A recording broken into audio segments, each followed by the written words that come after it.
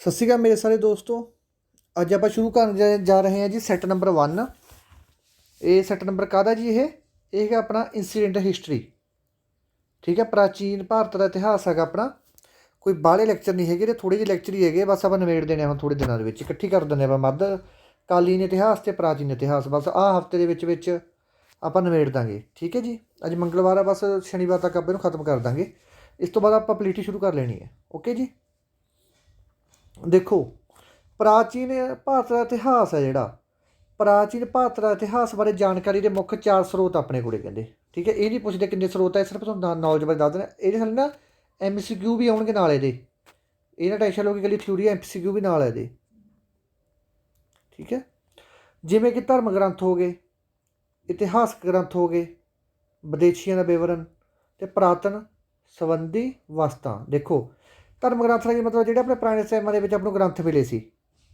ਠੀਕ ਹੈ ਜੀ, ਅਤੇ ਇਤਿਹਾਸਕ ਗ੍ਰੰਥ ਜਿਵੇਂ ਗੀਤਾ ਹੋ ਗਈ। ਠੀਕ ਹੈ, ਵਿਦੇਸ਼ੀਆਂ ਦਾ ਵਿਵਰਣ ਜਿਵੇਂ ਕਿ ਜਦੋਂ ਅਲੱਗ-ਅਲੱਗ ਮਹਾਰਾਜਿਆਂ ਦਾ ਅਤੇ ਵੰਸ਼ ਦਾ ਜਦੋਂ ਰਾਜ ਹੁੰਦਾ ਸੀ, ਉਦੋਂ ਅਲੱਗ-ਅਲੱਗ ਤਰ੍ਹਾਂ ਦੇ ਚੀਨੀ ਯਾਤਰੀ, ਠੀਕ ਹੈ ਜੀ, ਫਾਰਸੀ ਯਾਤਰੀ ਅਤੇ ਹੋਰ ਵੀ ਬਹੁਤ ਦੂਰੋਂ ਦੂਰੋਂ ਯਾਤਰੀ ਆਏ ਸੀ, ਜਿਨ੍ਹਾਂ ਨੇ ਆਪਣੀਆਂ ਬੁੱਕਾਂ ਦੇ ਵਿੱਚ ਉਹ ਸਮੇਂ ਦਾ ਜ਼ਿਕਰ ਕੀਤਾ ਸੀ। ਠੀਕ ਹੈ, ਜਿਵੇਂ ਮੈਗਸਟੀਨ ਨੇ ਬੁੱਕ ਇੰਡੀਕਾ ਦੇ ਵਿੱਚ ਬਹੁਤ ਵਧੀਆ ਜ਼ਿਕਰ ਕੀਤਾ ਹੋਇਆ ਇੰਡੀਆ ਦਾ ਉਹ ਟਾਈਮਾਂ ਦਾ। ਠੀਕ ਹੈ, ਅਤੇ ਉਹਨਾਂ ਤੋਂ ਆਪਾਂ ਨੂੰ ਸਾਰੀਆਂ ਚੀਜ਼ਾਂ ਦਾ ਇਹ ਗਿਆਨ ਮਿਲਦਾ ਹੈਗਾ, ਜਿਵੇਂ ਕਿ ਪੁਰਾਤਨ ਵਸਤਾਂ ਲੱਭਦੀਆਂ, ਜਿਵੇਂ ਹੜੱਪਾ ਸੱਭਿਅਤਾ ਲੱਭੀ ਸੀ। ਇਹ ਚੀਜ਼ਾਂ ਤੋਂ ਆਪਾਂ ਨੂੰ ਪ੍ਰਾਚੀਨ ਇਤਿਹਾਸ ਬਾਰੇ ਆਪਾਂ ਨੂੰ ਕੀ ਮਿਲਦੀ ਹੈ ਬੱਚਿਓ? ਜਾਣਕਾਰੀ ਮਿਲਦੀ ਹੈ। ਹੁਣ ਦੇਖੋ ਧਾਰਮਿਕ ਅਤੇ ਇਤਿਹਾਸਕ ਗ੍ਰੰਥ ਮਿਲਣ ਵਾਲੀ ਜਾਣਕਾਰੀ। ਠੀਕ ਹੈ, ਭਾਰਤ ਦੇ ਸਭ ਤੋਂ ਪੁਰਾਣੇ ਗ੍ਰੰਥ ਆ ਜਿਹੜੇ ਭਾਰਤ ਦੇ ਵਿੱਚ ਸਭ ਤੋਂ ਪੁਰਾਣੇ ਗ੍ਰੰਥ ਆ ਬੱਚੇ, ਇਹਨਾਂ ਨੂੰ ਕੀ ਕਿਹਾ ਜਾਂਦਾ? ਵੇਦ ਕਿਹਾ ਜਾਂਦਾ ਹੈ। ਠੀਕ ਹੈ, ਆਪਣੇ ਵੇਦਾਂ ਦੀ ਸੰਖਿਆ ਕਿੰਨੀ ਹੈ? 4 ਆ। ਆਹ ਪ੍ਰਸ਼ਨ ਬਣ ਸਕਦਾ, ਡਾਇਰੈਕਟ ਪ੍ਰਸ਼ਨ ਆ ਸਕਦਾ ਕਿ ਵੇਦਾਂ ਦੀ ਕੋਲ ਕਿੰਨੀ ਸੰਖਿਆ ਹੈਗੀ? 4 ਵੇਦ ਹੈ ਜੀ। ਆਪਣੇ ਕਿਹੜੇ ਕਿਹੜੇ ਵੇਦਾਂ ਦੇ ਨਾਮ ਐਜ਼ ਇਟ ਯਾਦ ਰੱਖ ਲਓ, ਕਿਉਂਕਿ ਉਹਨਾਂ ਨੇ ਕਈ ਵਾਰੀ 3-4 ਵੇਦਾਂ ਦੇ ਨਾਂ ਦੇ ਇੱਕ ਵਿੱਚੋਂ ਮਿਸਿੰਗ ਕਰ ਦੇਣਾ। ਰਿਗਵੇਦ, ਯੁਰਵੇਦ, ਸਾਮਵੇਦ, ਅਥਰਵੇਦ। ਓਕੇ ਜੀ, ਦੇਖੋ SI ਦੇ ਪੇਪਰ 2016 ਦੇ ਵਿੱਚ ਆਹ ਪ੍ਰਸ਼ਨ ਆ ਚੁੱਕਿਆ ਹੈਗਾ। ਠੀਕ ਹੈ ਜੀ, ਰਿਗਵੇਦ ਦੇ ਵਿੱਚ ਕਿੰਨੇ ਮੰਡਲ ਹਨ? ਜਦ ਇਹ ਪੁੱਛ ਸਕਦੇ 10 ਮੰਡਲ ਹੈ, ਜਾਂ ਪੁੱਛ ਸਕਦੇ ਕਿੰਨੇ ਸੂਤਰ ਇਹਦੇ ਵਿੱਚ? 1028 ਸੂਤਰ ਹੈ। ਆਹ ਨਹੀਂ ਕਦੇ ਪੁੱਛਿਆ, ਵੈਸੇ ਤੁਸੀਂ ਯਾਦ ਕਰ ਲਿਓ ਆ ਵੀ। ਅਤੇ ਵੈਸੇ ਆਹ 2 ਚੀਜ਼ਾਂ ਦਾ ਯਾਦ ਕਰਨੀਆਂ ਹੈਗੀਆਂ। ਇਸ ਵਿੱਚ 10 ਮੰਡਲ ਦੇ 1028 ਸੂਤਰ ਹਨ। ਕਈ ਵਾਰ ਤੁਸੀਂ ਲਿਖਿਆ ਹੋ, ਤੁਹਾਨੂੰ ਕਿਤੇ ਨਾ ਮਿਲਿਆ ਦੇਖਿਆ ਹੋ ਤੁਸੀਂ BC AD, ਤੁਸੀਂ ਦੇਖਿਆ ਹੋਊਗਾ ਨਾ BC AD ਡੇਟਾ ਨੂੰ। BC AD ਦੇ ਵਿੱਚ ਲਿਖ ਦੇਣਾ ਇੰਨੀ BC 1500 BC ਨੂੰ ਇਹ ਹੋਇਆ ਸੀ, 1600 AD ਨੂੰ ਇਹ ਹੋਇਆ ਸੀ। ਉਹ ਚੀਜ਼ਾਂ ਨਹੀਂ ਆਪਾਂ ਪੜ੍ਹ ਕੇ ਗਏ ਹੁੰਦੇ, ਉਹ ਚੀਜ਼ ਇਹ ਲਿਖੀ ਹੋਈ। BC ਦੀ ਫੁੱਲ ਫਾਰਮ ਦੇਖ ਲਓ। BC ਦੀ ਫੁੱਲ ਫਾਰਮ ਕੀ ਹੁੰਦੀ ਹੈ ਬੱਚਿਓ? Before the birth of Jesus Christ. And AD ਦੀ ਫੁੱਲ ਫਾਰਮ ਹੁੰਦੀ ਹੈ ਅੰਨੋ ਡੋਮਿਨੀ। ਇਸ ਦਾ ਅਰਥ ਹੈ in the year of Lord Jesus Christ. ਠੀਕ ਹੈ, ਫੁੱਲ ਫਾਰਮ ਪੱਕਾ ਯਾਦ ਕਰ ਲਓ ਦੋਨਾਂ ਦੀ। ਇਸ ਤੋਂ ਬਾਅਦ ਗੱਲ ਆ ਗਈ ਯੁਰਵੇਦ। ਯੁਰਵੇਦ ਦੇ ਵਿੱਚ ਕੀ ਹੈ? ਯੁਰਵੇਦ ਦੇ ਵਿੱਚ ਠੀਕ ਹੈ, ਜਿਹੜਾ ਤਾਂ ਉਹ ਵੇਦ ਸੀ ਆਪਣਾ ਰਿਗਵੇਦ ਸੀ। ਰਿਗਵੇਦ ਦੇ ਵਿੱਚ ਤਾਂ ਬਸ ਤੁਸੀਂ ਇਹੀ ਚੀਜ਼ ਪੜ੍ਹ ਲਓ, ਇਹਦੇ ਵਿੱਚ ਤਾਂ ਬਸ ਰਚਨਾਵਾਂ ਹੀ ਸੀ, ਅਲੱਗ ਅਲੱਗ ਕਿੱਸੇ ਲਿਖੇ ਹੋਏ ਸੀ। ਠੀਕ ਹੈ, ਜਿਹੜੀ ਆ ਗਈ ਬੱਚੇ ਆਪਣੀ ਯੁਰਵੇਦ। ਯੁਰਵੇਦ ਦੇ ਵਿੱਚ ਕੀ ਸੀ? ਯੁਰਵੇਦ ਦੇ ਵਿੱਚ ਦੇਖੋ ਯੁਰਵੇਦ ਦੇ ਵਿੱਚ ਕੀ ਕਰਿਆ ਜਾਂਦਾ ਸੀ? ਯੁਰਵੇਦ ਦੇ ਵਿੱਚ ਜਿਹੜੇ ਬਲੀ ਨਹੀਂ ਦਿੰਦੇ ਹੁੰਦੇ, ਬਲੀ ਦਿੰਦੇ ਜਦੋਂ ਆਪਣੇ ਲੋਕ ਕਿਸੇ ਬੱਕਰੀ ਦੀ ਬਲੀ ਦਿੰਦਾ, ਕੋਈ ਸੂਰ ਦੀ ਬਲੀ ਦਿੰਦਾ। ਠੀਕ ਹੈ ਜੀ, ਅਲੱਗ ਅਲੱਗ ਆਪਣੇ ਕੀ ਕਰਦੇ ਆ? ਬਲੀ ਦਿੰਦੇ ਆ। ਠੀਕ ਹੈ, ਉਹ ਬਲੀ ਦੇ ਜਦੋਂ ਬਲੀ ਦੇਣੀ ਹੁੰਦੀ ਸੀ ਕਿਸੇ ਧਾਰਮਿਕ ਸੰਸਥਾਨ ਦੇ ਲੋਕਾਂ ਨੇ, ਕਿਸੇ ਨੇ ਆਪਦੇ ਕਿਸ ਤਰੀਕੇ ਕਬੀਲੇ ਦੇ ਵਿੱਚ ਕੋਈ ਬਲੀ ਦੇਣੀ ਹੁੰਦੀ ਸੀ, ਤਾਂ ਉਹ ਨਾ ਬਲੀ ਦੇਣ ਤੋਂ ਪਹਿਲਾਂ ਬੱਚੋਂ ਮੰਤਰਾਂ ਦਾ ਜਾਪ ਕਰਦੇ ਹੁੰਦੇ ਸੀ। ਠੀਕ ਹੈ, ਮਾਤਾ ਨੂੰ ਖੁਸ਼ ਕਰਨ ਵਾਸਤੇ, ਜਿਹੜਾ ਵੀ ਉਹਨਾਂ ਦਾ ਗੁਰੂ ਸੀ ਉਹਨੂੰ ਖੁਸ਼ ਕਰਨ ਵਾਸਤੇ ਉਹ ਕੀ ਕਰਦੇ ਸੀ ਬੱਚੋਂ? ਮੰਤਰਾਂ ਦਾ ਜਾਪ ਕਰਦੇ ਸੀ, ਜਿਹੜੇ ਉਹ ਮੰਤਰ ਸੀ। ਠੀਕ ਹੈ ਜੀ, ਅਤੇ ਉਹਨਾਂ ਸਾਰੇ ਮੰਤਰਾਂ ਨੂੰ ਨਿਯਮ ਸਾਰੇ ਯੁਰਵੇਦ ਦੇ ਵਿੱਚ ਸਾਹਮਣੇ, ਯੁਰਵੇਦ ਦੇ ਵਿੱਚ ਉਹ ਸਾਰੇ ਨਿਯਮ ਉਹਨਾਂ ਦੇ ਪੁੱਤਰੋਂ ਲਿਖੇ ਹੋਏ ਸੀ। ਠੀਕ ਹੈ ਜੀ, ਯੁਰਵੇਦ ਤੋਂ ਡਾਇਰੈਕਟ ਪ੍ਰਸ਼ਨ ਆ ਸਕਦਾ। ਓਕੇ ਜੀ, ਡਾਇਰੈਕਟ ਪ੍ਰਸ਼ਨ ਕੀ ਆ ਸਕਦਾ ਯੁਰਵੇਦ? ਠੀਕ ਹੈ ਜੀ, ਕਿਹੜੀ ਚੀਜ਼ ਪੁੱਛਣ ਵਾਲੀ ਸੀ? ਬਲੀ ਦੇ ਇਹਦੇ ਮਤਲਬ ਯੁਰਵੇਦ ਦੇ ਵਿੱਚ ਬਲੀ ਦੇਣ ਵੇਲੇ ਮੰਤਰਾਂ ਬਾਰੇ ਜਾਣਕਾਰੀ ਦਿੱਤੀ। ਦੇਖੋ ਸਾਮਵੇਦ ਦੇ ਵਿੱਚ ਕੀ ਸੀ? ਆਹ ਪ੍ਰਸ਼ਨ ਡਾਇਰੈਕਟ ਪੁੱਛਿਆ ਗਿਆ, ਇਹ ਵੀ ਪੇਪਰ 'ਚ ਪੁੱਛਿਆ ਗਿਆ, ਪੰਜਾਬ ਪੁਲਿਸ ਚੰਡੀਗੜ੍ਹ ਪੁਲਿਸ ਦੇ ਪੇਪਰ 'ਚ ਪੁੱਛਿਆ ਗਿਆ ਸੀ ਇਹ ਪ੍ਰਸ਼ਨ, ਕਿ ਸਾਮਵੇਦ ਦੇ ਵਿੱਚ ਕਿਸ ਬਾਰੇ ਜਾਣਕਾਰੀ ਮਿਲਦੀ ਹੈ? ਸਾਮਵੇਦ ਦੇ ਵਿੱਚ ਬੱਚੋਂ ਜਾਣਕਾਰੀ ਮਿਲਦੀ ਹੈ ਸੰਗੀਤ ਬਾਰੇ। ਸੱਸੇ ਤੇ ਸਾਮ, ਸੱਸੇ ਤੇ ਸੰਗੀਤ। ਠੀਕ ਹੈ, ਰਿਗਵੇਦ ਬਾਰੇ ਸਭ ਤੋਂ ਸਿਰਫ ਇਹ ਪੁੱਛਿਆ ਜਾਊ ਕਿ ਸਭ ਤੋਂ ਪੁਰਾਣਾ ਗ੍ਰੰਥ ਕਿਹੜਾ? ਸਭ ਤੋਂ ਪੁਰਾਣਾ ਗ੍ਰੰਥ ਰਿਗਵੇਦ ਹੈ ਜੀ। ਠੀਕ ਹੈ ਜੀ, ਅਤੇ ਸਭ ਤੋਂ ਨਵਾਂ ਕਿਹੜਾ? ਅਥਰਵੇਦ ਹੈ। ਇਸ ਤੋਂ ਬਾਅਦ ਅਥਰਵੇਦ। ਅਥਰਵੇਦ ਵਿੱਚ ਕੀ ਆ ਗਿਆ ਜੀ? ਅਥਰਵੇਦ ਜਿਹੜਾ ਵੇਦ ਹੈ, ਇਸ ਵੇਦ ਦੇ ਵਿੱਚ ਜਾਦੂ ਟੋਣੇ ਬਾਰੇ ਦੱਸਿਆ ਹੋਇਆ, ਵਸ਼ੀਕਰਨ। ਜਿਵੇਂ ਤੁਸੀਂ ਪੜ੍ਹਦੇ ਨਹੀਂ ਹੁੰਦੇ ਅਖਬਾਰਾਂ 'ਤੇ ਵਸ਼ੀਕਰਨ ਕਰਾਓ ਜੀ, ਵਸ਼ੀਕਰਨ ਆਏ ਕਰੋ ਕਿ ਕਿਸੇ ਨੂੰ ਆਪਣੇ ਕਾਬੂ 'ਚ ਕਰੋ, ਮਨ ਚਾਹਾ ਪਿਆਰ ਪਾਓ। ਆਪਾਂ ਪੜ੍ਹਦੇ ਨਹੀਂ ਹੁੰਦੇ ਅਖਬਾਰ 'ਤੇ ਲਿਖਿਆ ਤਾਂ ਪਿਆ ਹੁੰਦਾ ਮਗਰ ਕਾਲੇ ਇਲਮ ਦੇ ਮਾਹਰ, ਠੀਕ ਹੈ। ਅਤੇ ਉਹ ਸਾਰੇ ਕਹਿੰਦੇ ਹੁੰਦੇ ਕਿ ਪੁਰਾਣੇ ਬੱਸ ਸਟੈਂਡ ਦੇ ਮਗਰ ਜੀ ਸਾਡਾ ਉਹ ਹੈਗਾ ਦੁਕਾਨ, ਉੱਥੇ ਤੁਸੀਂ ਆ ਕੇ ਸਾਨੂੰ ਮਿਲੋ, ਕਿੰਨਾ ਕੁਛ ਲਿਖਦੇ ਹੁੰਦੇ ਆ, ਠੀਕ ਹੈ। ਤੰਤਰ ਮੰਤਰ ਹੋ ਗਿਆ, ਵਸ਼ੀਕਰਨ, ਜਾਦੂ ਟੋਣਾ, ਪ੍ਰੇਮ ਵਿਆਹ, ਆਸ਼ੀਰਵਾਦ, ਵਿਚਾਰ, ਵਿਸ਼ਵਾਸ ਆਦਿ ਦਾ ਵਰਣਨ ਇਹਦੇ ਵਿੱਚ ਕੀਤਾ ਹੋ ਗਿਆ ਹੈ। ਅਤੇ ਇਸੇ ਵਿੱਚ ਹੀ ਇਹ ਕੰਨਿਆ ਦੇ ਜਨਮ ਦੀ ਨਿੰਦਾ ਵੀ ਕਰਦਾ ਹੈ। ਪ੍ਰਸ਼ਨ ਡਾਇਰੈਕਟ ਆ ਸਕਦਾ ਕਿ ਕਿਹੜਾ ਗ੍ਰੰਥ ਹੈ ਇਹਨਾਂ ਚਾਰਾਂ ਦੇ ਵਿੱਚੋਂ ਜਿਹੜਾ ਕੰਨਿਆ ਦੇ ਜਨਮ ਦੀ ਨਿੰਦਾ ਕਰਦਾ ਹੈ? ਕਿ ਇਹ ਕੰਨਿਆ ਨੂੰ ਮਤਲਬ ਜਨਮ ਸਮਝਦੇ ਸੀ ਅਸ਼ੁੱਧ, ਠੀਕ ਹੈ। ਪਹਿਲਾਂ ਇਹ ਨਹੀਂ ਸੋਚਦੇ ਜਿਹੜੇ ਬੰਦੇ ਨੇ ਗ੍ਰੰਥ ਲਿਖਿਆ ਸੀ ਉਹ ਆਪ ਵੀ ਮਨੁੱਖੀ ਹੋਊਗਾ, ਉਹ ਵੀ ਕਿਤੋਂ ਪੈਦਾ ਹੋ ਕੇ ਆਏਗਾ, ਉਹ ਕਿਹੜਾ ਰੱਬ ਤੋਂ ਡਿੱਗ ਪਿਆ, ਠੀਕ ਹੈ। ਦੇਖੋ ਆਹ ਨੋਟ ਦੇਖੋ ਹੁਣ ਧਿਆਨ ਨਾਲ, ਨੋਟਸ ਬਹੁਤ ਵਧੀਆ ਬਣਾਏ ਹੋਏ ਬੱਚੇ, ਧਿਆਨ ਨਾਲ ਨੋਟਸ ਦੇਖਣੇ ਆ ਅਤੇ ਚੰਗੀ ਤਰ੍ਹਾਂ ਕਰਨੇ, ਕਿਉਂਕਿ ਮੇਨ ਚੀਜ਼ਾਂ ਕੱਢ ਕੇ ਲੈ ਐਂ ਤਾਂ ਜੇ ਮੈਂ ਇਹ ਚੀਜ਼ ਕਰਨ ਲੱਗ ਗਿਆ ਨਾ ਬਹੁਤ ਜ਼ਿਆਦਾ ਸਿਲੇਬਸ ਹੋ ਜਾਊਗਾ। ਆਪਾਂ ਸਿਰਫ ਕੰਮ ਦੀ ਚੀਜ਼ ਕਰਨੀ ਜਿਹੜੀ ਪੇਪਰ ਦੇ ਪੁਆਇੰਟ ਆਫ ਵਿਊ ਤੋਂ ਆਪਣੇ ਵਾਸਤੇ ਮਹੱਤਵਪੂਰਨ ਹੈ। ਸਭ ਤੋਂ ਪ੍ਰਾਚੀਨ ਗ੍ਰੰਥ ਕਿਹੜਾ ਬੱਚਿਓ? ਰਿਗਵੇਦ ਹੈ। ਸਭ ਤੋਂ ਬਾਅਦ ਵਾਲਾ ਕਿਹੜਾ ਹੈਗਾ? ਅਥਰਵੇਦ ਹੈ। ਅਥਰਵੇਦ ਦੇ ਵਿੱਚ ਕਿਹਦੀ ਗੱਲ ਕੀਤੀ ਗਈ ਹੈ? ਜਾਦੂ ਟੋਣੇ ਦੀ। ਸਾਮਵੇਦ ਦੇ ਵਿੱਚ ਸੰਗੀਤ ਦੀ। ਅਤੇ ਜਿਹੜਾ ਜੁਰਵੇਦ ਸੀ, ਜੁਰਵੇਦ ਦੇ ਵਿੱਚ ਕਰੀ ਗਈ ਹੈ ਜੱਜੇ ਦੇ ਜੁਰ, ਜੱਜੇ ਦੇ ਜੁਰ ਯਾਦ ਕਰ ਲਓ, ਜੱਜੇ ਦੇ ਜੱਗ ਯਾਦ ਕਰ ਲਓ, ਠੀਕ ਹੈ। ਜੱਗਾਂ ਦੇ ਵਿੱਚੋਂ ਬਲੀ ਦਿੰਦੇ ਹੁੰਦੇ ਸੀ, ਉਹ ਚੀਜ਼ ਕਰੀ ਦਿੰਦੀ ਸੀ। ਇਸ ਤੋਂ ਬਾਅਦ ਬੱਚੋ ਆਪਣੀ ਸੁਣਨ ਵਾਲੀਆਂ ਚੀਜ਼ਾਂ ਸਾਰੀਆਂ। ਕਥਾ ਵਾਸਤੂ, ਕਥਾ ਵਾਸਤੂ ਡਾਇਰੈਕਟ ਲਿਖਿਆ ਆ ਸਕਦਾ ਹੈਗਾ ਕਿ ਕਥਾ ਵਾਸਤੂ ਕਿਸ ਦੀ ਰਚਨਾ ਹੈ? ਇਹ ਹੈਗੀ ਬੱਚੋ ਹੀਨ ਜਾਨ ਦੀ ਰਚਨਾ ਹੈ, ਠੀਕ ਹੈ। ਅਤੇ ਅਸ਼ਟਧਿਆਈ ਕਿਹਦੀ ਰਚਨਾ ਹੈ? ਇਹ ਪਾਣਿਨੀ ਦੀ ਰਚਨਾ, ਠੀਕ ਹੈ, ਪਾਣਿਨੀ ਦੀ ਰਚਨਾ ਹੈ। ਅਰਥ ਸ਼ਾਸਤਰ ਦੀ ਰਚਨਾ ਕਿਹਨੇ ਕੀਤੀ ਸੀ? ਕਟੱਲਿਆ ਨੇ। ਦੇਖੋ ਕਟੱਲਿਆ ਦੇ, ਇਹ 'ਚੋਂ ਕਟੱਲਿਆ ਤੋਂ ਬੜੇ ਪ੍ਰਸ਼ਨ ਬਣਦੇ ਆ। ਇਹਦਾ ਪ੍ਰਸ਼ਨ ਡਾਇਰੈਕਟ ਹੀ ਪੁੱਛਿਆ ਜਾ ਸਕਦਾ ਕਿ ਅਰਥ ਸ਼ਾਸਤਰ ਬੁੱਕ ਦੀ ਰਚਨਾ ਕਿਸ ਨੇ ਕੀਤੀ ਸੀ? ਕਟੱਲਿਆ ਨੇ। ਅਤੇ ਇੱਕ ਪ੍ਰਸ਼ਨ ਇਹ ਸਕਦਾ ਕਟੱਲਿਆ ਦਾ ਦੂਸਰਾ ਨਾਮ ਕੀ ਸੀ? ਕਟੱਲਿਆ ਦਾ ਦੂਸਰਾ ਨਾਮ ਵਿਸ਼ਨੂਗੁਪਤ ਸੀ, ਉਹਨੂੰ ਵਿਸ਼ਨੂਗੁਪਤ ਵੀ ਕਹਿ ਦਿੰਦੇ ਸੀ, ਠੀਕ ਹੈ। ਇੱਕ ਪ੍ਰਸ਼ਨ ਇਹ ਬਣਨਾ, ਇੱਕ ਬਣਨਾ ਜੀ ਰਾਜਤਰਗਿਨੀ ਦੀ ਰਚਨਾ ਕਿਸ ਨੇ ਕੀਤੀ ਸੀ? ਇਹ ਕੀਤੀ ਸੀ ਬੱਚੋ ਕੈਲਹਨ ਨੇ। ਦੇਖੋ ਬਹੁਤ ਆ ਜਿਹੜਾ ਇੰਨਾ ਟੌਪਿਕ ਆ ਬੱਚੋ, ਆਹ ਇਹ ਤੁਸੀਂ ਇਹਦੇ 'ਚੋਂ ਕੋਈ ਵੀ ਚੀਜ਼ ਮਿਸ ਨਹੀਂ ਕਰਨੀ। ਇਹਦੇ 'ਚੋਂ ਪ੍ਰਸ਼ਨ ਪੁੱਛਣ ਦੇ 100% ਚਾਂਸ ਨੇ। ਆਪਾਂ ਉਹੀ ਚੀਜ਼ਾਂ ਕਰਨੀਆਂ ਜਿਨ੍ਹਾਂ ਦੀ ਪ੍ਰੋਬੇਬਿਲਿਟੀ ਜ਼ਿਆਦਾ ਹੈ।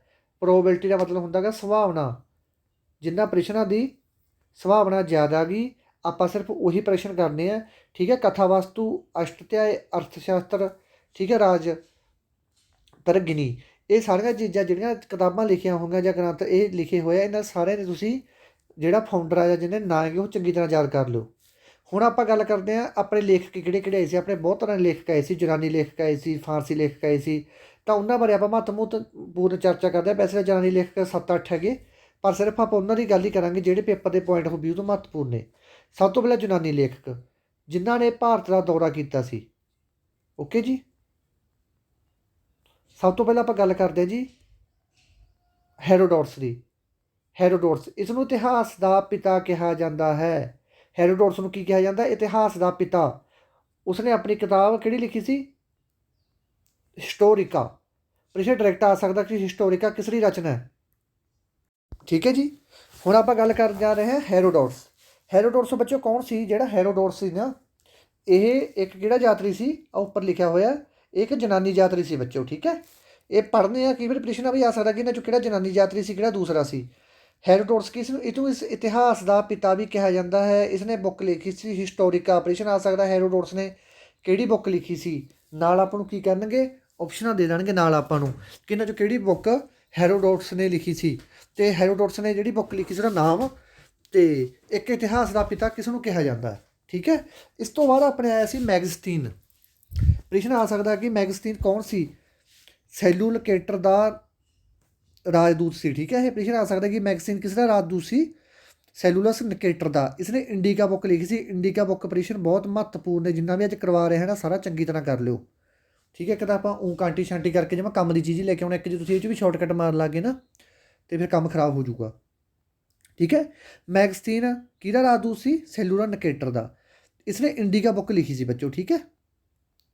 ਇਸ ਤੋਂ ਬਾਅਦ ਆਪਾਂ ਆ ਗਏ ਟੋਲਮੀ। ਇਸ ਨੂੰ ਭਾਰਤ ਦਾ ਭੂਗੋਲ, ਇੰਨਾ ਨੇਮ ਹੈਗਾ ਬੁੱਕ ਦਾ। ਭਾਰਤ ਦਾ ਭੂਗੋਲ ਬੁੱਕ ਕਿਸ ਨੇ ਲਿਖੀ ਸੀ ਪੁੱਤਰੋ? ਇਹ ਲਿਖੀ ਸੀ ਟੋਲਮੀ ਨੇ। ਟੋਲਮੀ ਨੇ ਕਿਹੜੀ ਬੁੱਕ ਲਿਖੀ ਸੀ ਬੱਚਿਓ? ਭਾਰਤ ਦਾ ਭੂਗੋਲ। ਇਸ ਤੋਂ ਬਾਅਦ ਆਪਾਂ ਆ ਗਏ ਜੀ ਚੀਨੀ ਯਾਤਰੀਆਂ 'ਤੇ। ਉਹ ਹੈਗੇ ਸੀ ਆਪਣੇ ਯੂਨਾਨੀ ਯਾਤਰੀ, ਇਹ ਆ ਗਏ ਆਪਣੇ ਚੀਨੀ ਯਾਤਰੀ। ਚੀਨੀ ਯਾਤਰੀ ਕਿਹੜੇ ਆਏ ਸੀ? ਦੇਖੋ ਪ੍ਰਸ਼ਨ ਡਾਇਰੈਕਟ ਪੁੱਛਿਆ ਜਾਂਦਾ ਕਿ ਫਾਹੇ ਹਾਨ ਦੇ ਸਮੇਂ ਕਿਹੜਾ ਚੀਨੀ, ਫਾਹੇ ਹਾਨ ਕਿਸ ਦੇ ਸਮੇਂ ਆਇਆ ਸੀ? ਫਾਹੇਹਾਨ ਆਇਆ ਸੀ ਚੰਦਰਗੁਪਤ ਦੂਜੇ ਦੇ ਸਮੇਂ। ਹਿਊਂਗ ਸੰਗ ਕਿਹਦੇ ਸਮੇਂ ਆਇਆ ਸੀ? ਹਾਹੇ ਤੇ ਹਿਊਂਗ ਸੰਗ, ਹਾਹੇ ਤੇ ਹਰਸ਼ਵਰਧਨ। ਇਹ ਪ੍ਰਸ਼ਨ ਪੱਕੇ ਹੀ ਪੁੱਛੇ ਜਾਂਦੇ ਨੇ, ਡਾਇਰੈਕਟ ਹੀ ਆਉਂਦੇ ਹੁੰਦੇ ਪ੍ਰਸ਼ਨ ਇਹ, ਕਿ ਚੰਦਰਗੁਪਤ ਦੂਜੇ ਦੇ ਸਮੇਂ ਵਿੱਚ ਕੌਣ ਆਇਆ ਸੀ, ਜਾਂ ਫਾਹੇਹਾਨ ਕਿਸਰੇ ਸਮੇਂ ਵਿੱਚ ਆਇਆ ਸੀ, ਜਾਂ ਹਿਊਂਗ ਸੰਗ ਕਿਸਰੇ ਸਮੇਂ ਵਿੱਚ ਆਇਆ ਸੀ। ਠੀਕ ਹੈ ਜੀ। ਇਸ ਤੋਂ ਬਾਅਦ ਆਪਣਾ ਅਗਲਾ ਆ ਗਿਆ ਜੀ ਅਰਬੀ ਲੇਖਕ ਜਿਨ੍ਹਾਂ ਨੇ ਭਾਰਤ ਦਾ ਦੌਰਾ ਕੀਤਾ, ਅਲ ਬਰੂਨੀ। ਇਹ ਮਹਿਮੂਦ ਗਜ਼ਨਵੀ ਦੇ ਸਮੇਂ ਭਾਰਤ ਆਇਆ ਸੀ ਬੱਚੋ। ਕਿਹਦੇ ਸਮੇਂ ਆਇਆ ਸੀ? ਮਹਿਮੂਦ ਗਜ਼ਨਵੀ ਦੇ ਸਮੇਂ ਇਹ ਬੰਦਾ ਭਾਰਤ ਆਇਆ ਸੀ। ਇਸ ਦੀ ਰਚਨਾ ਕਿਹੜੀ ਹੈ? ਕਿਤਾਬ ਉਲ ਹਿੰਦ। ਪ੍ਰਸ਼ਨ ਆ ਸਕਦਾ ਕਿ ਅਲ ਬਰੂਨੀ ਦੀ ਰਚਨਾ ਕਿਹੜੀ, ਕਿਉਂਕਿ ਬਹੁਤ ਮਸ਼ਹੂਰ ਸੀ ਅਲ ਬਰੂਨੀ। ਠੀਕ ਹੈ ਜੀ। ਇਹ ਅਰਬੀ ਲੇਖਕ ਸੀ, ਅਰਬ ਚੋਂ ਆਏ ਸੀ ਇਹ, ਅਰਬ ਦੇਸ਼ ਆ ਜਿਹੜੇ ਆਪਣੇ। ਠੀਕ ਹੈ, ਜੂਏ ਹੀ ਕਹਿੰਦੇ ਨੇ ਜਿਹਨੂੰ ਆਪਾਂ ਉੱਧਰਲੇ ਇਲਾਕੇ ਚੋਂ ਆਏ ਸੀ ਇਹ। ਠੀਕ ਹੈ। ਅਤੇ ਇਹ ਮਹਿਮੂਦ ਗਜ਼ਨਵੀ ਦੇ ਸਮੇਂ ਆਏ ਸੀ। ਅਤੇ ਮਹਿਮੂਦ ਗਜ਼ਨਵੀ ਬਾਰੇ ਵੀ ਆਪਾਂ ਡਿਟੇਲ 'ਚ ਪੜ੍ਹਾਂਗੇ, ਸਾਰੇ ਵੰਸ਼ਾਂ ਬਾਰੇ ਆਪਾਂ ਪੂਰੇ ਡਿਟੇਲ 'ਚ ਪੜ੍ਹਾਂਗੇ ਪਰ ਉਹਨੇ ਜਿੰਨਾ ਮਹੱਤਵਪੂਰਨ ਆਪਾਂ ਨੂੰ ਪੇਪਰ ਦੇ ਪੁਆਇੰਟ ਆਫ ਵਿਊ ਤੋਂ। ਠੀਕ ਹੈ। ਪ੍ਰਸ਼ਨ ਡਾਇਰੈਕਟ ਪੁੱਛਿਆ ਜਾਂਦਾ ਕਿ ਮਹਿਮੂਦ ਗਜ਼ਨਵੀ ਸੀ ਜਿਹੜਾ, ਇਸਨੇ ਕਿਹੜੀ ਕਿਤਾਬ ਦੀ ਰਚਨਾ ਕੀਤੀ ਸੀ? ਇਹਨੇ ਕਰੀ ਸੀ ਜੀ, ਇਹਨੇ ਸੱਚ ਅਲ ਬਰੂਨੀ ਨੇ ਕਿਤਾਬ ਉਲ ਹਿੰਦ। ਇਸ ਤੋਂ ਬਾਅਦ ਇਬਨ ਬਤੂਤਾ, ਤੁਸੀਂ ਗੀਤ ਵੀ ਸੁਣਿਆ ਹੋਊ, ਪਾਓ ਮੇ ਜੂਤਾ ਇਬਨ ਬਤੂਤਾ, ਹਿੰਦੀ ਫਿਲਮ ਦਾ ਗੀਤ ਸੀ ਇਹ, ਤੁਸੀਂ ਸਰਚ ਮਾਰ ਕੇ ਦੇਖ ਲਓ, ਇਬਨ ਬਤੂਤਾ ਗੀਤ ਹੈਗਾ। ਠੀਕ ਹੈ। ਇਹ ਕਿਹੜੇ ਸਮੇਂ ਵਿੱਚ ਆਇਆ ਸੀ? ਇਹ ਆਇਆ ਸੀ ਮੁਹੰਮਦ ਤੁਗਲਕ ਦੇ ਸਮੇਂ ਦੇ ਵਿੱਚ।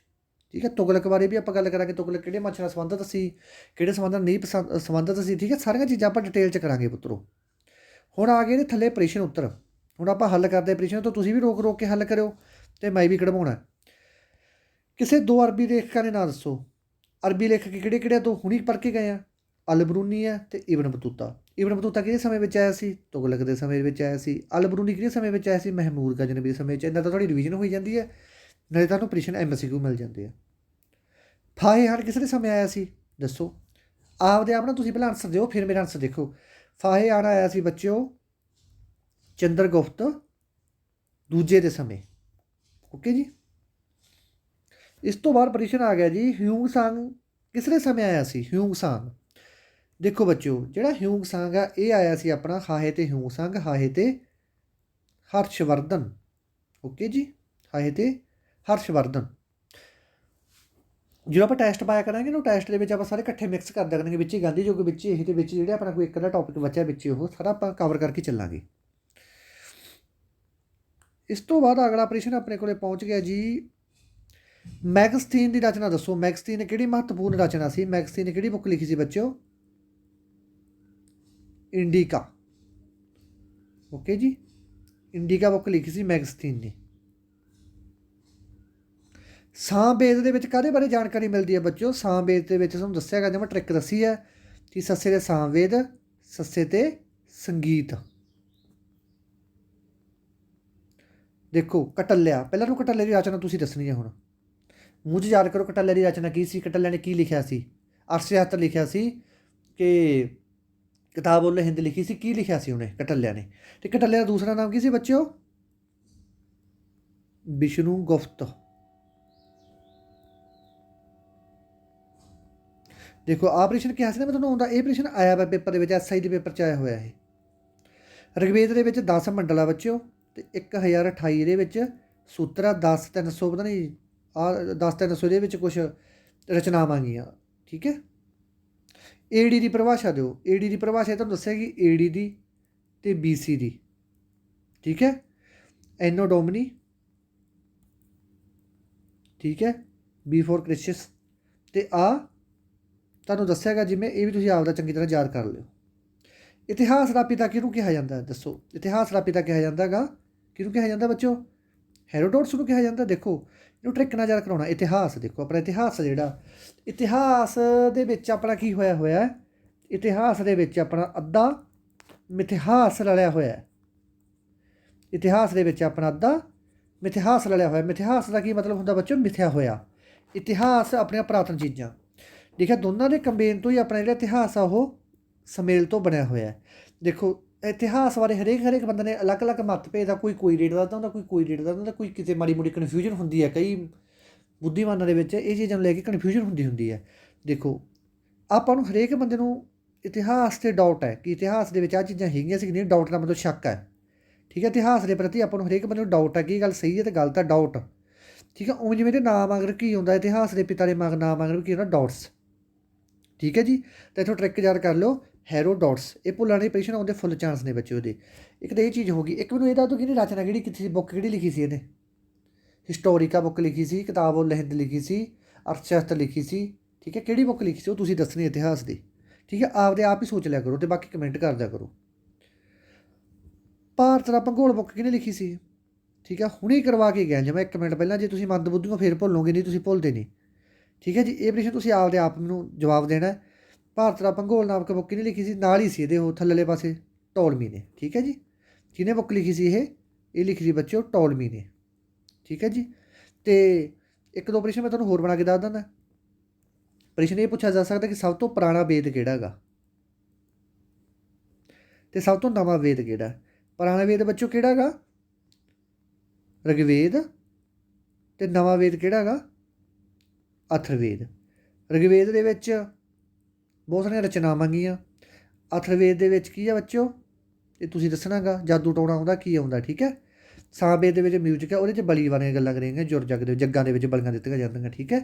ਉਹਦੇ ਬਾਰੇ ਗੱਲ ਹੈ। ਇਹ ਦੇਖੋ ਬੱਚਿਓ ਬਹੁਤ ਮਹੱਤਵਪੂਰਨ ਟੌਪਿਕ ਹੈ। ਇਹਦੇ ਵਿੱਚ ਤੁਸੀਂ ਆਹ ਸਾਰੀਆਂ ਚੀਜ਼ਾਂ ਯਾਦ ਕਰਨੀਆਂ ਜਨਾਨੀ ਲੇਖਕਾਂ ਦੇ ਨਾਂ ਵੀ। ਅਤੇ ਆਹ ਜਿਹੜੀਆਂ ਰਚਨਾਵਾਂ ਤੁਹਾਨੂੰ ਦੱਸਿਆ ਗਾ, ਇਹ ਰਚਨਾਵਾਂ ਤੋਂ ਅਸ਼ਟ ਅਧਿਆਏ ਤਾਂ ਬਹੁਤ ਵਾਰੀ ਪੁੱਛਿਆ ਗਿਆ। ਅਸ਼ਟ ਅਧਿਆਏ, ਅਰਥ ਸ਼ਾਸਤਰ, ਕਥਾ ਵਾਸਤੂ, ਠੀਕ ਹੈ, ਰਾਜਤਰਗਿਨੀ, ਇਹ ਬੁੱਕਾਂ ਦੇ ਸਪੈਸ਼ਲ ਸਿੱਧੇ ਨਾਂ ਪੁੱਛੇ ਜਾਣ ਗਏ ਆ ਪੇਪਰਾਂ ਦੇ ਵਿੱਚ। ਪਿਛਲੇ ਜਿਹੜੇ ਪੇਪਰ ਹੋਏ ਆ ਉਹਨਾਂ ਦੇ ਵਿੱਚ ਸਿੱਧੇ ਨਾਂ ਪੁੱਛੇ ਗਏ ਆ। ਤਾਂ ਕਰਕੇ ਮੈਂ ਇਹ ਗੱਲ ਕਹਿਣਾ ਗਾ ਕਿ ਜਦੋਂ ਵੀ ਕੋਈ ਚੀਜ਼ ਕਰਨੀ ਹੈ ਬੱਚਿਓ ਧਿਆਨ ਨਾਲ ਕਰੋ, ਚੰਗੀ ਤਰ੍ਹਾਂ ਕਰੋ। ਆਪਾਂ ਇਹਦੇ ਵੀ ਆਪਣੇ 12 ਸੈੱਟ ਬਣਨਗੇ। ਨਾਲ ਹੀ ਤੁਹਾਨੂੰ MCQ ਕਵਰ ਕਰਵਾ ਦਿਆ ਕਰੂੰਗਾ ਵਿੱਚ ਹੀ, ਠੀਕ ਹੈ। ਅਤੇ ਬਾਅਦ 'ਚ ਹਿਸਟਰੀ ਆਪਣੀ ਕੰਪਲੀਟ ਹੋ ਚੁੱਕੀ ਹੈ। ਅਤੇ ਪ੍ਰਾਚੀਨ ਹਿਸਟਰੀ ਵੀ ਆਪਾਂ ਹਫ਼ਤੇ 'ਚ ਨਿਬੇੜ ਦੇਣੀ ਹੈ। ਅਤੇ ਪਲੱਸ ਮੱਧਕਾਲੀਨ ਇਕੱਠੀ ਕਰ ਦੇਣੀ ਹੈ ਦੋਨੇ ਆਪਾਂ ਇਹ, ਠੀਕ ਹੈ। ਮੁੜ ਕੇ ਕੀ ਬਚ ਗਿਆ ਆਪਣੇ ਕੋਲ? ਕੱਟ ਕਟਾ ਕੇ ਕੀ ਬਚ ਗਈ? Polity plus geography plus science, ਠੀਕ ਹੈ। ਪੋਲੀਟੀ ਕਰ ਲਾਂਗੇ ਸ਼ੁਰੂ।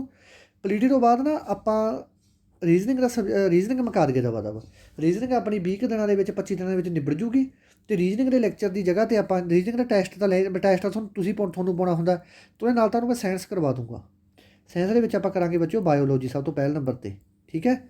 ਇਸ ਤੋਂ ਬਾਅਦ ਕਰਾਂਗੇ ਆਪਾਂ ਕੈਮਿਸਟਰੀ ਤੋਂ ਬਾਅਦ ਆਪਾਂ ਕਰਾਂਗੇ ਆਪਣੀ ਫਿਜਿਕਸ ਦੇ ਵਿੱਚੋਂ ਪੇਪਰ ਬਹੁਤ ਘੱਟ ਪੁੱਛਿਆ ਜਾਂਦਾ। ਅਤੇ ਸਾਰਾ ਪੇਪਰ ਨਾ 100%, ਜੇ ਹੁਣ ਇਹਨੇ ਬਾਇਓਲੋਜੀ 'ਚ ਪੋਜੀਸ਼ਨ ਪਾਉਣੀ ਹੁੰਦਾ ਸਾਇੰਸ ਦੇ ਵਿੱਚੋਂ 3 ਜਾਂ 4 ਨੰਬਰਾਂ ਦੇ ਪੇਪਰ ਨਾ ਇਹ ਬਾਇਓਲੋਜੀ ਦੇ ਵਿੱਚੋਂ ਹੀ ਪਾ ਦਿੰਦੇ ਹੁੰਦੇ ਆ, ਠੀਕ ਹੈ ਜੀ। ਬਾਇਓਲੋਜੀ ਦੇ ਵਿੱਚ ਹੀ ਪਾ ਦਿੰਦੇ ਆ। ਅਤੇ ਇੰਗਲਿਸ਼ ਦਾ ਬੱਚੋ ਹਜੇ ਆਪਾਂ ਨੂੰ ਕਨਫਰਮ ਨਹੀਂ ਹੈਗਾ ਇਹਦੇ 'ਚ। ਅਤੇ ਜਿਹੜੇ ਬੱਚੇ ਪੰਜਾਬ ਪੁਲਿਸ ਕੰਸਟੇਬਲ ਦੀ ਤਿਆਰੀ ਕਰਨਾ ਚਾਹੁੰਦੇ ਆਪਣੇ ਕੋਲੋਂ, ਠੀਕ ਹੈ, ਉਹਨਾਂ ਵਾਸਤੇ ਨਾ ਮੈਂ ਇੱਕ ਅਲੱਗ ਬੈਚ ਸ਼ੁਰੂ ਕਰੂੰਗਾ ਇਕੱਲਾ ਇੰਗਲਿਸ਼ ਦਾ, ਠੀਕ ਹੈ।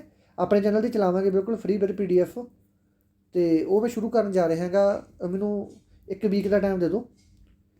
ਦੇਖੋ ਉਹਦੇ 'ਚ ਮੈਂ ਤੁਹਾਨੂੰ ਕੀ ਕਰਵਾਊਂਗਾ। ਉਹਦੇ 'ਚ ਬੱਚੋ ਮੈਂ ਤੁਹਾਨੂੰ ਕਰਵਾਊਂਗਾ noun, pronoun, adjective, verb, adverb, one word, phrases, antonym, synonym, change the voice, change the narration, ਠੀਕ ਹੈ। ਆਹ ਸਿਲੇਬਸ ਆ ਸਾਰਾ ਬੱਚੋ ਇੰਗਲਿਸ਼ ਦਾ, ਠੀਕ ਹੈ। ਟੈਨਸ਼ਨ ਨਾ ਲਓ, ਤੁਹਾਨੂੰ ਪੂਰਾ ਵਧੀਆ ਤਰੀਕੇ ਨਾਲ ਕਰਵਾਵਾਂਗੇ। ਡੇਲੀ 4-5 ਤੁਹਾਨੂੰ ਐਂਟੋਨੀਅਮ ਸਿਨੋਨੀਅਮ ਅਤੇ ਸਿਰਾ ਲਾ ਦਾਂਗੇ ਆਪਾਂ ਇੰਗਲਿਸ਼ 'ਚ ਵੀ, ਠੀਕ ਹੈ ਨਾ। ਅਤੇ ਹਜੇ ਜੇਲ੍ਹ ਬਾਰਡਰ ਵਾਲੇ ਤੁਸੀਂ ਫਿਕਰ ਨਾ ਕਰੋ, ਕਿਉਂਕਿ ਹਜੇ ਇਹਨਾਂ ਨੇ ਦੇਖੋ ਅੱਧੇ ਬੱਚੇ ਕਹਿੰਦੇ ਸਰ ਇਹ ਸਿਲੇਬਸ ਦਾ ਕੀ ਹਿਸਾਬ ਕਿਤਾਬ। ਦੇਖੋ SI ਦਾ ਪੇਪਰ ਦੇਣਾ, ਪਲੱਸ ਕਾਂਸਟੇਬਲ ਦਾ ਪੇਪਰ ਦੇਣਾ, ਪਲੱਸ ਆਲ ਪੰਜਾਬ ਦਾ ਪੇਪਰ ਦੇਣਾ, ਠੀਕ ਹੈ। ਉਹਦੇ ਵਾਸਤੇ ਸਾਰਿਆਂ ਪੇਪਰਾਂ ਵਾਸਤੇ ਇਹ ਚੀਜ਼ ਮਹੱਤਵਪੂਰਨ ਹੈ, ਠੀਕ ਹੈ। ਅਤੇ ਇਹਨੂੰ ਜੁਆਇਨ ਕਰੋ। ਐਕਸਾਈਜ਼ ਇੰਸਪੈਕਟਰ ਹੈ ਜਿਹੜਾ ਐਕਸਾਈਜ਼ ਇੰਸਪੈਕਟਰ, ਉਹਦੇ ਲੈਵਲ ਦਾ ਬੱਚੋ ਫਰਕ ਹੁੰਦਾ ਗਾ, ਕਿਉਂਕਿ ਉਹ ਥੋੜ੍ਹੀ ਪੋਸਟ ਵੱਡੀ ਆ। ਉਹਦੇ ਵਿੱਚ ਮਤਲਬ ਪਿਛਲੇ 1 ਸਾਲ ਦੀ ਵੀ ਕਰੰਟ ਅਫੇਅਰ ਪੁੱਛ ਸਕਦੇ ਆ ਅਤੇ ਥੋੜ੍ਹੀ ਗੱਲ ਡੀਪਲੀ ਵੀ ਜਾ ਸਕਦੀ ਉਹਦੇ 'ਚ, ਠੀਕ ਹੈ। ਅਤੇ ਇਹੀ ਮੇਰੀ ਰਿਕੁਐਸਟ ਹੈ ਕਿ ਜਿਹੜਾ ਵੀ ਤੁਸੀਂ ਕੁਛ ਪੜ੍ਹੋਗੇ ਨਾ ਡਿਟੇਲ 'ਚ ਪੜ੍ਹਿਓ ਮੇਰੇ ਕੋਲੋਂ, ਠੀਕ ਹੈ। ਅਤੇ ਕਾਹਲੀ ਨਾ ਕਰੋ। ਕਾਹਲੀ ਅੱਗੇ ਟੋਏ ਹੁੰਦੇ ਆ, ਟੋਏ 'ਚ ਡਿੱਗ ਕੇ ਮੂੰਹ ਬਣਾ ਲਓਗੇ, ਠੀਕ ਹੈ। ਕਾਹਲੀ ਨਹੀਂ ਕਰਨੀ ਕਿਸੇ ਵੀ ਬੱਚੇ ਨੇ। ਅਤੇ ਆਹ ਜਿਹੜਾ ਲੈਕਚਰ ਤੁਹਾਨੂੰ ਦਿੱਤਾ ਵਾ ਇਹ ਚੰਗੀ ਤਰ੍ਹਾਂ ਯਾਦ ਕਰਨਾ ਤੁਸੀਂ, ਠੀਕ ਹੈ। ਚੰਗੀ ਤਰ੍ਹਾਂ ਕਿਸੇ ਚੀਜ਼ ਦੀ ਕੋਈ ਘਾਟ ਨਹੀਂ ਹੋਣੀ ਚਾਹੀਦੀ ਇਹਦੇ ਵਿੱਚ, ਠੀਕ ਹੈ। ਸਾਰੀ ਇਕੱਲੀ ਚੀਜ਼ ਧਿਆਨ ਨਾਲ ਪੜ੍ਹਨੀ। ਜਿਹੜੀ ਚੀਜ਼ ਇਹ 'ਚ ਲਿਖੀ ਹੋਈ ਹੈ ਉਹ ਸਾਰੀ, ਜਿਵੇਂ 4 ਵੇਦ ਹੈ ਇਹ ਚੀਜ਼, ਠੀਕ ਹੈ। ਪਹਿਲਾ ਕਿਹੜਾ ਸੀ, ਦੂਜਾ, ਤੀਜਾ ਕਿਹੜਾ, ਕਿੰਨੇ ਮੰਡਲਾ, ਕਿੰਨੇ ਸੂਤਰ, ਬੀਸਰੀ ਫੁੱਲ ਫਾਰਮ, ਇਹ ਜਿਹੇ ਤੁਹਾਨੂੰ ਨੋਟਸ ਕਿਤੋਂ ਨਹੀਂ ਮਿਲਣੇ, ਠੀਕ ਹੈ। ਅੱਧੇ ਬੱਚਿਆਂ ਨੂੰ ਮੈਂ ਤੁਹਾਨੂੰ ਜਿਵੇਂ ਪਹਿਲਾਂ ਕਿਹਾ ਸੀ, ਅੱਧੇ ਬੱਚੇ ਕਹਿੰਦੇ ਸੀ ਸਰ ਟਾਈਪ ਲਿਖ ਲੈਂਦੇ ਹੁੰਦੇ ਆ। ਲਿਖਣ ਦੀ ਬੱਚੋ ਉਹ ਤੁਹਾਡੀ ਮਰਜ਼ੀ ਆ, ਕਿਉਂਕਿ ਲਿਖਣ 'ਤੇ ਹਜੇ ਬਹੁਤ ਕੁਛ ਕਰਾਉਣਾ। ਲਿਖਣ ਕਰਕੇ ਨਾ ਤੁਹਾਡੇ ਕਾਪੀਆਂ ਘੱਟੋ ਘੱਟ 10-15 ਕਾਪੀਆਂ ਭਰ ਜਾਣਗੀਆਂ ਤੁਹਾਡੀਆਂ। ਤਾਂ ਜ਼ਿਆਦਾ ਤੁਸੀਂ ਕੋਸ਼ਿਸ਼ ਕਰੋ ਕਿ ਰੀਜ਼ਨਿੰਗ ਪਲੱਸ ਮੈਥ ਇਹ ਚੀਜ਼ਾਂ ਤੁਸੀਂ ਪ੍ਰੈਕਟਿਸ ਨਾ ਕਰੋ, ਕੱਢ ਕੇ ਦੇਖੋ ਸਵਾਲ। ਪਰ ਆਹ ਤੁਹਾਡੀ ਜੇ ਵੱਧ ਤੋਂ ਵੱਧ ਕੋਸ਼ਿਸ਼ ਹੁੰਦੀ ਕਿ ਯਾਦ ਕਰਨ ਦੀ ਕੋਸ਼ਿਸ਼ ਬੇਸਿਕ ਕਰੋ। ਤੁਹਾਡਾ PDF ਦੇਣ ਦਾ ਮਤਲਬ ਮੇਰਾ ਇਹੀ ਹੁੰਦਾ ਗਾ ਕਿ ਤੁਹਾਡਾ ਟਾਈਮ ਨਾ ਜ਼ਿਆਦਾ ਬਰਬਾਦ ਹੋਵੇ, ਠੀਕ ਹੈ। ਤੁਸੀਂ PDF ਤੋਂ ਡਾਇਰੈਕਟ ਪੜ੍ਹ ਕੇ ਆਨਸਰ ਦੇ ਦਿਓ, ਠੀਕ ਹੈ। ਅਤੇ ਟੈਸਟ ਆਪਣਾ ਹੋਊਗਾ ਸੈਚਰਡੇ ਨੂੰ। ਆਪਣਾ ਪੁੱਤਰੋ ਟੈਸਟ ਆ ਪਹਿਲਾਂ 5 ਇਕਾਈਆਂ ਜਿਹੜੀਆਂ ਤੁਹਾਨੂੰ ਕੱਲ੍ਹ ਨਹੀਂ ਕਰਵਾਈਆਂ ਉਹਦੇ ਨਾਲ ਦਾ ਸੈਚਰਡੇ ਨੂੰ ਟੈਸਟ ਹੈਗਾ, ਠੀਕ ਹੈ। ਅੱਜ ਆਪਾਂ ਰੀਜਨਿੰਗ ਦੀ ਸ਼ੁਰੂ ਕਰਾਂਗੇ, ਡਾਇਰੈਕਸ਼ਨ। ਤਿਆਰ ਹੋ ਜਾਓ। ਧੰਨਵਾਦ ਮੇਰੇ ਦੋਸਤੋ, ਜਿਉਂਦੇ ਵੱਧਦੇ ਰਹੋ। ਅੱਜ ਲੈਕਚਰ ਛੋਟਾ ਹੈਗਾ ਤਾਂ ਕਰਕੇ ਧਿਆਨ ਨਾਲ ਪੜ੍ਹਿਓ।